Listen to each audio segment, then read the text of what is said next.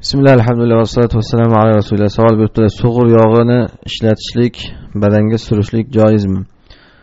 Bu sug'ur deganda kemiruvchi hayvonlar turkumidagi hayvon nazarda tutiladigan bo'lsa, yumron qoziqqa o'xshaydi.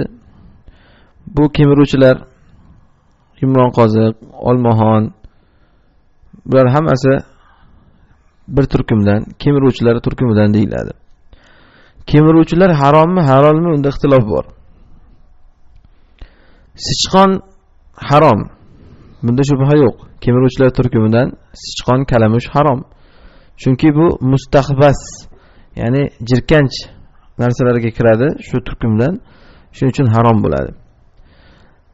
Endi ularning mana bu ko'rinishdagi kemiruvchilarichi, sug'ur deydimi, yumron qoziq, olmaxon, bu narsalar harommi desa, mana bunda ixtilof bor. Ba'zilar buni o'sha sichqon, kalamushlarga qiyoslagan. Bu ham o'sha turkumidan, kemiruvchilar turkumidan. Shuning uchun u harom bo'ladi va undan olingan yog'i ham boshqasi ham harom bo'ladi. Harom bo'lgandan keyin uni ishlatib bo'lmaydi deyishgan.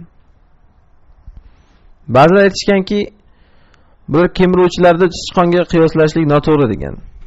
Chunki sichqon haqiqatda jirkanch narsa, hamma narsani yeydi. Lekin mana bu kemiruvchilarga qarasak, olmaxon, yumron qoziq, bunday narsalar ov qilmaydi. Faqat o't o'lanlardan, shunaqa narsalardan yeb yuradi. Sichqon, kalamushlar bo'lsa, go'sht bormi, qurt-qumursqa bormi, hammasini yeydi. Lekin bular faqat o't o'lanlardan, nabototlardan yeydi. Shariatda hayvonlarni harom qilganda ovlovchi hayvonlarni harom qilgan, ov qiladigan hayvonlar. Boshqa bir narsani ov qilib yeydigan hayvonlarni harom qilingan. Bular shuning uchun ov qilib yeydigan hayvonlar turkumiga kirmaydi, halol deyishgan. Endi shariatda bir hayvonni harom halolligida ixtilof bo'lib qolsa, bu bildiradiki, ochiq dalil kelmagan u haqida harom deb. Ochiq dalil kelmagandan keyin hayvonotlarda asli halolligi deyiladi. Asli halolligi. Shubha bilan uni harom deb bo'lmaydi. Chunki Alloh subhanahu va taolo oyatda huvallazi xalaqalakum ma fil ardi jami'an. U zot butun yer yuzidagi narsalarni asli sizlar uchun yaratgan degan. Asli hamma narsa halol. Harom narsalar sanoqli.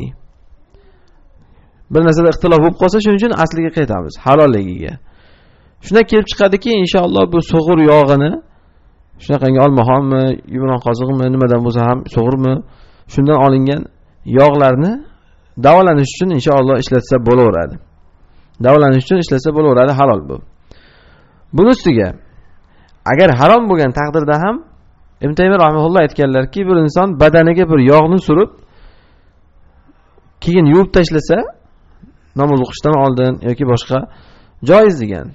Agar haqiqatda boshqa narsada u shifo topmasa, shuni badaniga surib yog'ini shu zahoti keyin surgandan keyin bir pas turib yuvib tashlab, ana unda namoz o'qisa ham, boshqa qilsa ham joiz degan. Bu uni yemayapti, balki shunchaki badaniga suryapti degan.